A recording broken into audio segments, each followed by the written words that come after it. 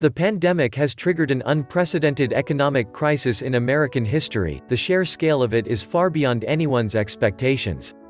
The biggest cities are shut down, stock markets are in freefall, tens of millions of pounds of American-grown produce is rotting in fields while food banks are scrambling to meet a massive surge in demand. The housing prices are falling. Everything is falling. It is over. Restaurants are done, food service companies are done, pro sports are done, big entertainment concerts shows are done. Game over. Complete collapse.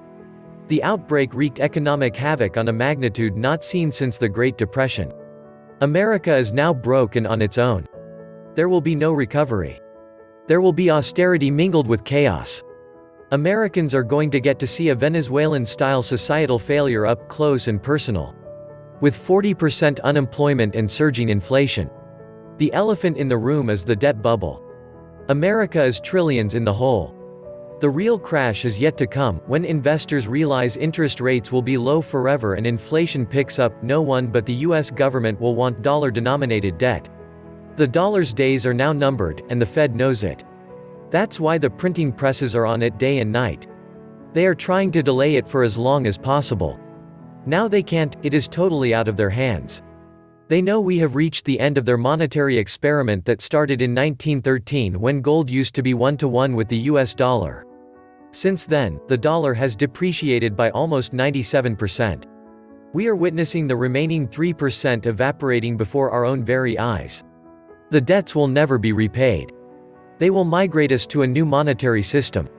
The balance sheet will be cleared as a result of migration. The awful effect will, of course, be hyperinflation due to the effect of so much money in circulation. Watch the drama unfolds. The biggest problem is ultimately going to be food. They are shutting down plants because a handful of workers might test positive or have symptoms. Instead of telling the sick workers to stay home, as we do with the flu, we shutter the whole plant indefinitely. Well, guess what is happening? Farmers don't have anywhere to bring their pigs or poultry to get processed, and they have to euthanize them. They can't afford to feed them because they have no income. And they are killing the piglets because they can't raise them. So the pork plant is closed because of a handful of COVID cases, and the pork supply is reduced. And then when the pork plant workers are healthy again, there won't be any pigs to process, because the farmer had to kill them all. This is nothing short of a controlled demolition of the global food supply, economy, monetary, commerce system. America is a debt-fueled fantasy world so detached from reality that it boggles the mind of anyone paying attention. But as long as the world continues to believe the lie, we still can do as we please. People are still optimistic. Just wait until they see how weak demand is for everything, and companies continue to operate at a loss despite being bailed out. Our big, bloated, overbearing federal government is already pushing for digital currency and microchipped subjects, I mean citizens. If you are not turning your dollars into physical gold or silver, you are going to get wiped out. Unless you like having to take a wheelbarrow full of money to the corner store to buy something like a pack of gum, if that's your thing, then go for it. I am thinking that the political, bankster elites will start clamoring to default on the public debt owed to China as reparations for COVID-19. When that happens, it's your signal that the doors are slamming shut on the fiat dollar forever. An economy cannot survive on bailouts forever. At some point, people have to produce actual goods and services. We are way past a recession now, and debt to GDP is exploding as debt is rising because GDP is falling. The average credit card holder has at least 4 cards.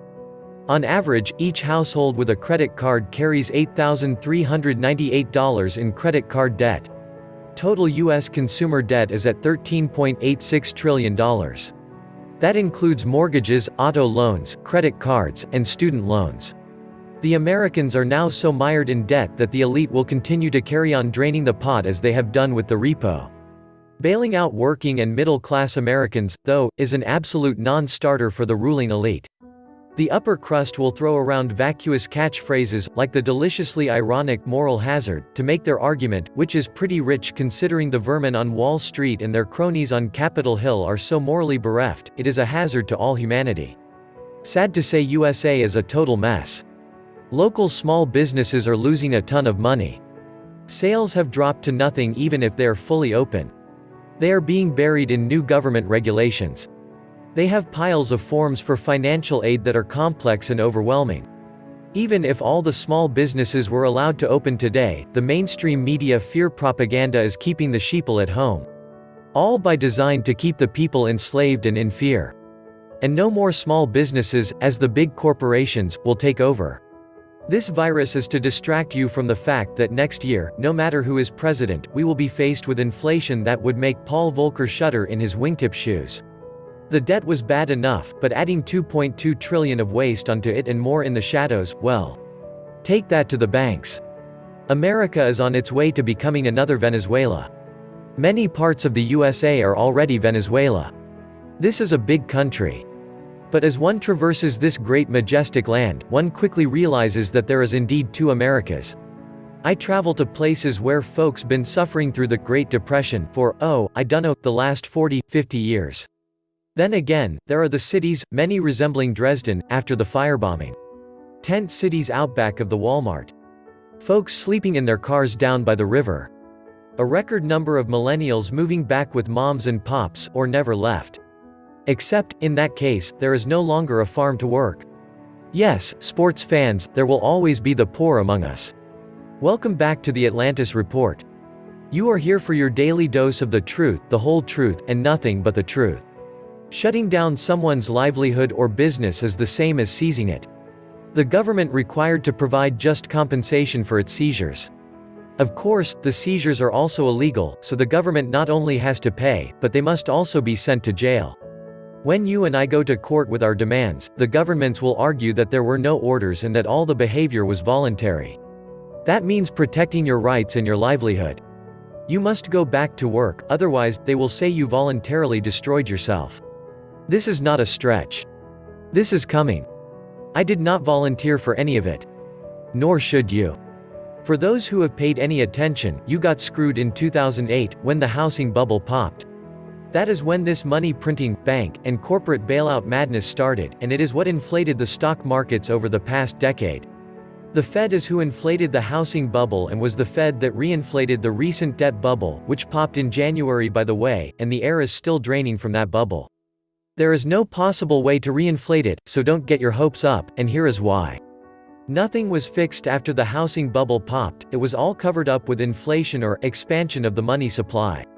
Now, we have enormous amounts of money chasing too few products, as no one is making anything, as millions of people are now out of work and about to lose everything.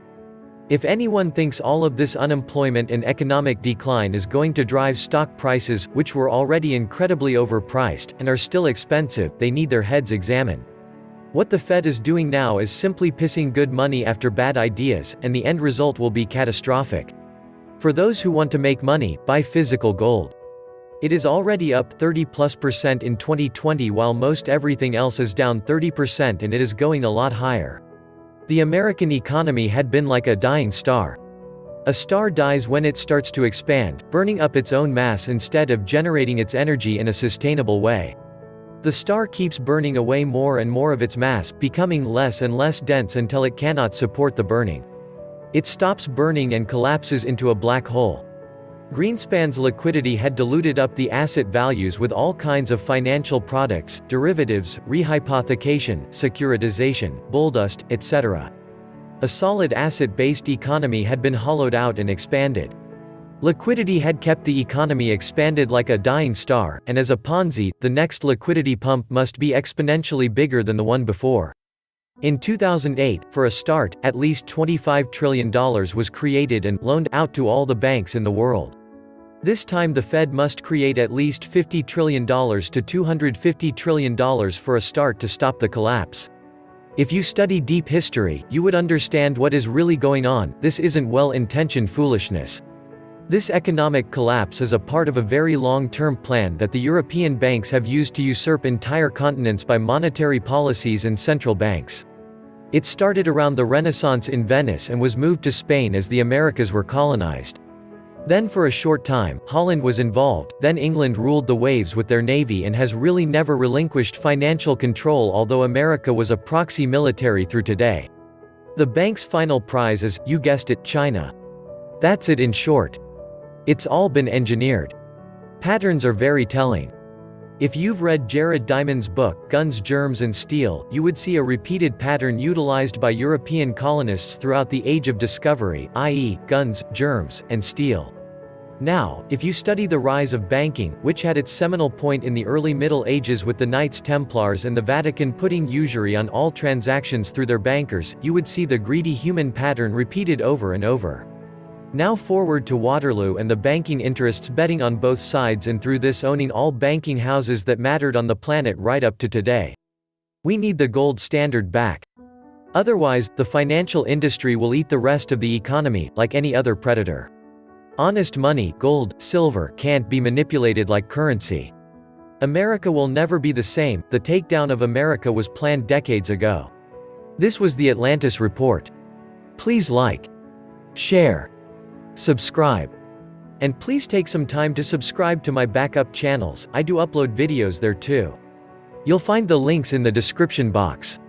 You will also find a PayPal link if you want to make a donation. Thank you wholeheartedly to all those of you who have already donated. Stay safe and healthy, friends.